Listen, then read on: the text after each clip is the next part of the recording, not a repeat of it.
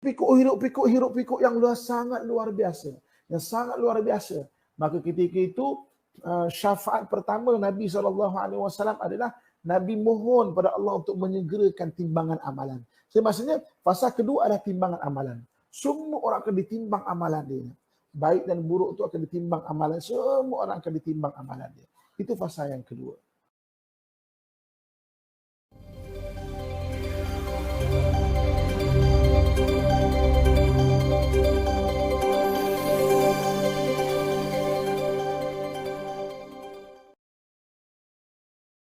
Pagi ini sementara sambil jadi saya punya maknanya pengurus di sini dah buat untuk laporan polis, tadi pun doktor dah datang untuk sahkan kematian kan. Jadi saya sambil tunggu tu kita ceritalah mengenai perjalanan kehidupan kita kan. Jadi kita ni sebenarnya telah, sedang dan akan melalui 5 alam. Okay, so tajuk kita pada pagi ini perjalanan manusia. Perjalanan manusia dan kita melalui 5 alam. Kita ni telah, sedang dan akan melalui 5 alam. Okey. Jadi maknanya biar kita sebagai orang Islam, biar kita tahu perjalanan hidup kita tu ke mana. Perjalanan hidup kita tu ke mana. Suara kurang dengar tak suara saya? Saya pakai mic ni supaya sebelah tu maknanya orang ada jenazah kan. So kita tak payah kuat sangat. Okey, tapi suara saya dengar jelas insya-Allah. Okey, kita ulang balik. Jadi perjalanan manusia kita ni telah, sedang dan akan melalui 5 alam. Okey, 5 alam yang manusia lalui. Sebagai seorang Islam, kita kena tahu perjalanan hidup kita ni. Okey, yang pertama sekali kita semua ni pernah berada di alam roh. Dalam hadis Nabi sallallahu alaihi wasallam menyebut al-arwahu junubuhum mujannadah. Maknanya roh kita ni pernah dikumpulkan di satu tempat satu ketika dahulu sebelum wujudnya. Maknanya kita di mana-mana alam. Al-arwahu junubuhu mujannadah. Kan? Faman ta'arafa talafa wa man tanakara ikhtalafa. Sesiapa yang baik di alam roh, maka di dunia dia akan baik. Sesiapa yang ada bertengkaran di alam roh, di dunia ni dia akan bertengkar. Lepas tu kadang-kadang kita tengok adik-beradik lahir daripada rahim yang sama, mak sama, ayah sama, tetapi bercakaran saja. Sebab apa? Sebab maknanya ketika di alam roh tu, maknanya faman tanakara ikhtalafa. Sebab bertengkar di alam roh, maka dia akan bertengkar di alam dunia. Itu maknanya alam roh ni.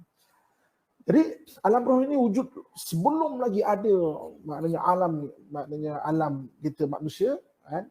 Maksudnya semua kita telah ada di alam roh, dan sebab itu dalam Quran pula Allah Subhanahu wa taala sebut bahawa ketika roh-roh ini semua dikumpulkan, Allah Subhanahu wa taala minta roh ini membuat penyaksian, alastu bi rabbikum, bukankah aku ni Tuhan kamu? Qalu bala syahidna, mereka semua bercakap benar Tuhan ya.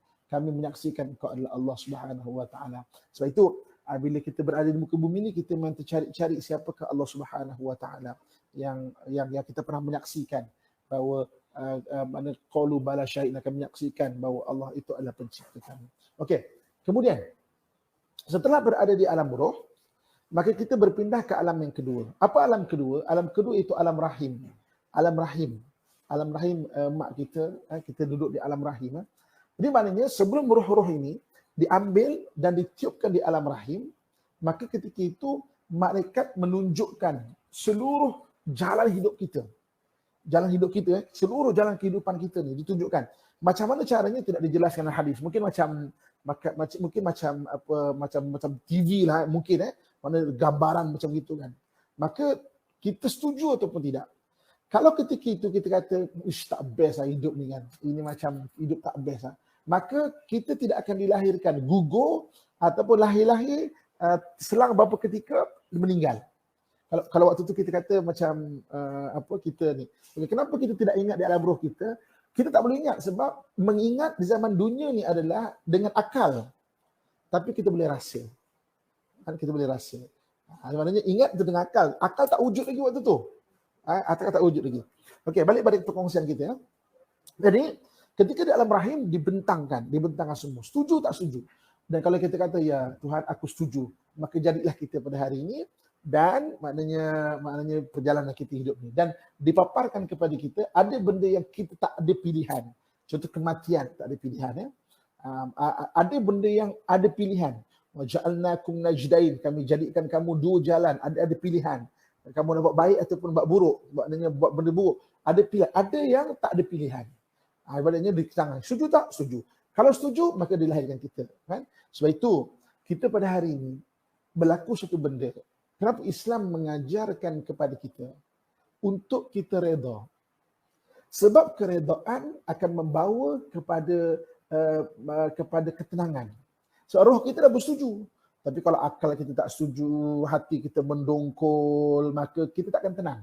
Betul, apabila berlaku satu masalah, disuruh kita redha. Kenapa disuruh kita redha? Sebab kita dah bersetuju. Dan dia bawa kat tuan-tuan sekalian, pernah tak kita datang ke satu tempat yang pertama kali tau, kita datang tempat itu, tapi kita rasa macam, aku macam pernah datang lah. Pernah datang, duduk sini, ada bunga kat sini, ada orang lalu kat sini, macam pernah datang lah. Kan? Sebab apa maknanya kita rasa macam pernah tu? Sebab kita pernah ditunjukkan seluruh kehidupan kita tu. Betul kadang kita macam pernah nampak kata orang dejavu dejavu tu maksudnya memang kadang-kadang kita tak pernah pun first time kita datang. Tapi kita macam lah. Sebab apa? Sebab kita pernah diperlihatkan benda itu. Tapi kenapa kita tak ingat? Sebab ingat adalah akal. Akal tak wujud lagi waktu tu. Kan? Akal tak wujud lagi. Roh ada. Kan? Okey, itu alam yang kedua. Kemudian ibu-ibu, kakak, ayah-ayah, abang-abang, adik-adik yang saya sayangi. Dan saya doakan yang kebaikan sekalian. Yang ketiganya, iaitu kita dipindahkan ke alam yang ketiga. Apakah alam yang ketiga? Alam ketiga ni dipanggil alam syahadah. Alam syahadah ni maknanya alam dunia ni lah. Alam dunia ni, ini dipanggil alam syahadah. Okey, lain tak clear Daripada mana saya boleh cek tak? Tempat-tempat lain clear tak? Boleh tak tolong tengok cek kan? Saya punya lain, alhamdulillah, insya-Allah mudah-mudahan clear. Kita punya okey tak? Okey. Bagaimana dengan mimpi, Ustaz? Saya selalu jumpa dengan orang mimpi dia hal lain. Mimpi kita akan bincang hal lain. Okey, kita sambung . So mana alam ketiga alam syahadah ataupun alam dunia ni. So daripada alam roh kita diturunkan ke alam rahim, kemudian kita diturunkan ke alam syahadah. Alam syahadah ni maknanya dunia ni lah. Dan di dunia ni kita disuruh untuk pertama mencari siapa Allah Subhanahu Wa Taala. Siapakah Allah Subhanahu Wa Taala yang wajib kita mengabdikan diri. Sebab apa? Sebab itu dalam Quran Allah Subhanahu Wa Taala sebut wa ma khalaqtul jinna wal insa illa liya'budun. Tidaklah aku menciptakan manusia dan juga jin itu melainkan untuk mengabdikan diri kepada Allah Subhanahu Wa Taala. Tidaklah aku menciptakan maknanya jin dan manusia untuk mengabdikan diri.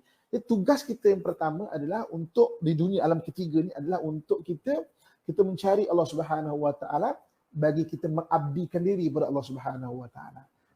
Cumanya dan kitab agama yang paling jelas yang menceritakan siapa Allah Subhanahu Wa Taala itu adalah Al-Quran. Al-Quran sangat jelas. Siapa Allah? Wallahu allazi la ilaha illahu al-malikul quddusus salamul mu'minul muhaiminul azizul jabbarul mutakabbir. Allah lah yang maha berkuasa, maha memiliki, yang maha mengatur, yang maha berbagai lagi.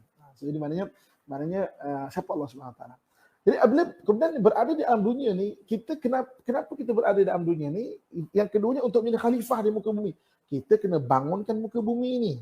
Maknanya kita kena bangunkan, kita kena jadikan muka bumi ini makmur. Kita kena berusaha untuk memakmurkan muka bumi ini. Sebab itulah Islam memerangi kemalasan, Islam memerangi maknanya memerangi kemalasan, Islam memerangi menangguhkan kerja. Sebab apa? Jangan malas, jangan menangguh kerja. Kita daripada Myanmar. Masya-Allah jauh. Okey, maksudnya untuk bangunkan muka bumi ini. Dan ketika kita membangunkan di muka bumi ini, masya-Allah, London clear, London mungkin baru nak sahur atau mungkin lepas sahur. Jadi apabila kita disuruh untuk membangunkan muka bumi ini, ada soal halal haram, hukum-hukum yang disuruh untuk kita bangunkan. Ibu-ibu, kakak, tuan-tuan muslimin dan muslimat rahmatullah sekalian. Kemudian alam yang keempat, setelah kita berada dalam roh, kita dipindahkan ke alam rahim, kemudian kita dipindahkan ke alam syahadah. Alam syahadah di malam dunia. Kita akan berpindah ke alam yang keempat. Alam keempat apa? Alam barzah. Alam barzah ni orang Melayu kita sebut alam kubur, alam kubur. Jadi barzah ni satu benda yang memang wujud, memang ada. Pada hari ini, mana saudara saya di rumah Isyawi ini meninggal, telah berpindahlah dia ke alam barzah. Daripada alam roh, ke alam rahim, ke alam syahadah, alam dunia ni, dan dia telah pindah pada hari ini ke alam barzah. Dan kullu nafsin za'iqatul maut, setiap kita akan merasai saat kematian itu. Bila dan di mana tak ada seorang pun yang tahu. Yang boleh kita usahakan adalah bagaimana cara kita menghadap Allah Subhanahu wa taala. Adakah kita menghadap Allah Subhanahu wa taala sebagai orang yang taat kepada Allah Subhanahu wa taala, ataupun orang yang ingkar dan mungkar kepada Allah Subhanahu wa taala. Jadi ibu kakak, tuan-tuan muslim-muslimat yang saya sayangi dan saya doakan dan kebaikan sekian. Dan semua kita akan melalui perkara itu, kita akan dipindahkan ke alam barzah. Kemudian yang kelima iaitu alam akhirat. Alam akhirat ni dia ada beberapa fasa dia. Alam akhirat, fasa yang pertama adalah padang mahsyar. Padang mahsyar, jadi maknanya besok semua dah berada dalam kubur sampai satu masa yang Allah Subhanahu wa taala sebut kullu man 'alaiha fan wa yabqa wajhu rabbika dzul jalali wal ikram. Setiap sesuatu apa yang ada pasti akan binasa. Yang kekal hanyalah Allah Zul Jalali wal Ikram, yang maha tinggi dan maha mulia. Maknanya setelah di alam kubur, nanti semua orang akan dibangkitkan. Fasa pertama alam akhirat ni adalah, fasa pertama dia adalah padang mahsyar. Padang mahsyar, Masya Allah, hiruk pikuk dia luar biasa. Hiruk pikuk dia luar biasa. Sebab apa? Bukan saja manusia zaman kita, tapi daripada zaman Nabi Adam AS sampailah sampai kiamat tu dihimpunkan. Masya Allah, ramai sangat. Dan orang tak tahu hiruk pikuk sangat susah. Sebab itu Nabi SAW ajar kepada kita, buatlah amalan yang menyebabkan kita akan dibawa ke tempat VIP. Nak senang faham tempat VIP. Tempat VIP ni iaitu di bawah perlindungan arasy Allah Subhanahu wa taala. Siapakah orang yang akan mendapat perlindungan arasy Allah Subhanahu wa taala? Ada 7 golongan. Jadi maknanya nanti boleh detailnya boleh search. Ada ramai ustaz-ustaz kita telah kongsikan di Google. Maknanya bukan kita belajar Google, tak. Mana saya dah tunjukkan apa nak rujuk dia, kita boleh rujuk, kita boleh tanya soal jawab balik ustaz kita kan. 7 golongan. Sab'atun yuzilluhumullahu fi zillih yauma la zilla illa zilluh. 7 golongan yang akan dapat perlindungan arasy Allah Subhanahu wa taala. Yang ketika itu tidak ada orang yang dapat perlindungan melainkan perlindungan Allah Subhanahu wa taala. Antaranya pemimpin yang adil. Antara adalah orang yang bersedekah, ikhlas dan bersedekah, tangan kiri memberi, tangan kanan memberi, tangan kiri tidak tahu. Antaranya orang yang berukhuwah, mudah kita berukhuwah pada hari ini kerana Allah Subhanahu wa taala. Antaranya adalah orang yang sentiasa mengkoreksi diri dia. Di sembahyang malam, dia kemudian bertaubat sehingga menitis air matanya. Maknanya taubat itu. Antaranya adalah orang yang meninggalkan maksiat yang dia mampu untuk buat. Dia mampu buat tu tapi ditinggalkan. Inni akhafullah, aku takut pada Allah Subhanahu wa taala. Jadi maknanya alam kelima, alam akhirat, fasa pertama dia adalah padang mahsyar. Kemudian hiruk pikuk yang sangat luar biasa. Yang sangat luar biasa. Maka ketika itu syafaat pertama Nabi SAW adalah Nabi mohon pada Allah untuk menyegerakan timbangan amalan. Jadi maksudnya fasa kedua adalah timbangan amalan. Semua orang akan ditimbang amalan dia. Baik dan buruk itu akan ditimbang amalan. Semua orang akan ditimbang amalan dia. Itu fasa yang kedua.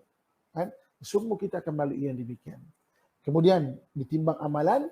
Fasa yang ketiga iaitu kita akan melalui titian siratal mustaqim.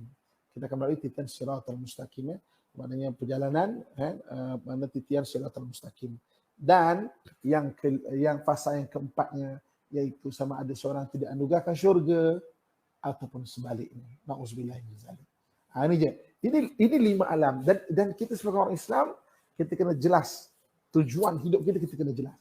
Kita kena faham. Mana fasa kedua bukan titian sirat. Fasa kedua timbangan amalan. Fasa ketiga titian siratal mustaqim. Fasa ketiga titian siratal mustaqim. Fasa keempat maknanya syurga ataupun neraka. Semua kita akan ke sana, masya-Allah. Sebab itu kan ibu bapa kat tuan-tuan sekalian, kita hidup di dunia ni dan kita nak ada rumah, nak ada kereta, bangunkan sebab kita khalifah. Sebab kita khalifah di muka bumi, bangunkan. Tapi jangan lupa, seperti mana kita merancang hari tua kita, kita rancang hari akhirat juga kita. Nanti boleh tengok dekat YouTube, saya ada kongsikan ceramah tanya Ustaz Amin, pengurusan akhirat. Ataupun mungkin saya akan bawa perkongsian ni, pengurusan akhirat. Jadi seperti mana kita merancang hari tua kita, kita ada rancang hari akhirat. Boleh subscribe channel Ustaz Amin. Ustaz Amin, subscribe channel Ustaz Amin. Ustaz Amin channel Ustaz Amin. Kemudian type pengurusan akhirat. Ada beberapa ceramah mengenai pengurusan akhirat yang saya telah kongsikan. Maksudnya so kita beramal lah. Jangan tak beramal. Seperti mana kita merancang hari tua kita rancang hari akhirat kita, masya-Allah kan. Dan alhamdulillah kita balik kepada Darul Ukhwah ni. Mudah-mudahan kan sini adalah antara ladang amal yang boleh siapa-siapa nak sertai, insya-Allah boleh ikuti nanti dekat IG saya, maknanya apa mungkin cara mana yang mungkin nak bantu dan sebagainya kan. Okey. Jadi saya nak ajak tour sikitlah. Bukan nak ajak tour jadi tua, bukan tour jalan-jalan sekitar Darul Ukhwah. Saya akan ambil daripada luar saya dulu sebab dalam kat sebelah ni ada orang penghuni kita meninggal. Jadi kita tak mau kacau lah sangat. Maksudnya so kita lihat sekeliling Darul Ukhwah. Okey, tapi jangan lupa kejap lagi pukul 10 suku pagi saya akan bersama dengan Radio Aikim Pesona di Zahra. Mungkin dia bersini juga Pesona di Zahra kita tu. Okey, so jom saya nak ajak kita beramal dan melawat sini sikit ya. Okey, so bismillah. Ini bahagian dapur kita lah ya. Bahagian tempat tempat kita ni. Okey. Okey. Ini ada saudara kita daripada Jabatan Kesihatan biasa kalau ada meninggal akan sama-sama ada dekat sini. Okey, ni bangunan Darul Ukhwah. Kalau tengok bangunan dia sebenarnya macam bangunan sekolah sebab macam saya sebut tadi, sebenarnya tanah ini asalnya adalah untuk rumah anak yatim yang kita buat. Tapi waktu itu keperluan mendesak untuk wujudnya penempatan HIV ni, kita dulukan untuk HIV ni. Okey, okey, sekitar bangunan tempat kita ni. Sini berada di Puchong. Di Puchong. Boleh tak kalau saya kuatkan sikit suara? Okey, maaf kalau saya cakap slow sikit. Okey, ini ambulans kita. Okey, terima kasih kepada Majlis Agama Islam Selangor yang sama-sama juga di peringkat awal. Okey, ini keadaan bangunan rumah HIV kita lah. So nanti lepas PKP boleh datang lah, insya-Allah. Maksudnya boleh hadiri, boleh datang, boleh salam. Sekarang tak boleh lagi sebab diorang ni sakit tau. Maksudnya tak boleh nak orang ziarah, takut kalau seorang kena katakanlah kita untuk jaga COVID ni kan. So ada orang yang mana antibody dia tak berapa kuat bangunannya agak besar. Kapasiti kita 50 orang. Bahagian bawah yang bedridden yang tak mampu untuk tak mampu untuk berjalan Maknanya kita terpaksa sibukkan, kita terpaksa mandikan semua. Mana saya dan sukarelawan kita lah buat kan. Alhamdulillah. Jadi ini tengah menunggu maksudnya urusan untuk jenazah lah. So jadi saya minta izin untuk kita berhenti awal pada hari ini untuk kalau nak donate detail macam mana, Yayasan Al-Amin yang saya kongsikan di sana tu nanti boleh cari dekat IG saya tu macam nak daftar hubungi saya melalui IG pun boleh, nanti saya akan bagi nombor kontak dia. Okey, sukarelawan kita lebih kurang ada dalam 10 orang. Okey. Boleh bawa anak-anak visit kat sini lepas PKP insyaAllah, sangat bagus. Okay, nanti saya akan kongsikan mungkin yayasan account ataupun siapa yang tahu boleh kongsi kat sini dulu kan. Maksudnya ada dekat post-post sebelum ni ada kan. Jadi terima kasih kepada semua yang sama pagi ini. Saya minta untuk berhenti awal jadi sukarelawan. Saya akan isytihar nanti insyaAllah lepas PKP lah semua lepas PKP. Okay. Nak datang ziarah ke proposal tak perlu, telefon dah dulu buat persediaan ataupun sesuai ke tak. Takut kita ada urusan dan sebagainya kan. Langit yang begitu cerah pada bulan Ramadan, masya-Allah kan. Doakan pada pengundi kita yang telah bertemu Allah Subhanahu Wa Taala pada hari ini. Dan mudah-mudahan kita mendoakan mereka satu hari Allah Subhanahu Wa Taala akan datangkan orang untuk mendoakan kita juga. Al-Fatihah. A'udzubillahi minasyaitonir rajim. Bismillahirrahmanirrahim. Alhamdulillahirabbil alamin arrahmanir rahim maliki yaumiddin. Iyyaka na'budu wa iyyaka nasta'in ihdinas siratal mustaqim siratal ladzina an'amta 'alaihim ghairil maghdubi 'alaihim waladdallin. Amin. A'udzubillahi minasyaitonir rajim. Bismillahirrahmanirrahim. Alhamdulillahirabbil alamin wassalatu wassalamu ala asyrafil anbiya'i wal mursalin wa ala alihi washabihi ajmain. Ya Allah, berkatilah hidup kami ya Allah. Berilah rahmat dalam hidup kami ya Allah. Berilah segala usaha yang baik pada hidup kami ya Allah. Kurniakan takdir yang baik buat kami ya Allah. Ya Allah, Tuhan kami, berkatilah kami pada bulan Ramadan ini ya Allah. Berkati pada bulan Ramadan ini ya Allah. Berkatilah kami pada bulan Ramadan ini ya Allah. Allahumma rabbana atina fid dunya hasanatan wa fil akhirati hasanatan wa qina azabannar. Wa sallallahu ala sayyidina Maulana Muhammad wa ala alihi washabihi ajmain. Subhana rabbika rabbil izzati amma yasifun wa salamun alal mursalin walhamdulillahi rabbil alamin. Taqabbalallahu minkum. Kita akhiri dengan tasbih kafarah dan surah Al-Asr. Bismillahirrahmanirrahim. Subhanakallahumma wa bihamdika asyhadu an la ilaha illa anta astaghfiruka wa atubu ilaik. Subhanakallahumma wa bihamdika asyhadu an la ilaha illa anta astaghfiruka wa atubu ilaik. Subhanakallahumma wa bihamdika asyhadu an la ilaha illa anta astaghfiruka wa atubu ilaik. Bismillahirrahmanirrahim. Wal 'ashri innal insana lafi khusr illa alladziina aamanu wa 'amilus shalihat wa tawassaw bil haqq wa tawassaw bis sabr. Sadaqallahul azim. Okey. InsyaAllah nanti kalau hari biasa ataupun selepas saya tak live untuk keadaan dalam rumah ni kan, nanti boleh mungkin kita buat kan, maksudnya perkongsian dan tengok keadaan mereka kan, insyaAllah.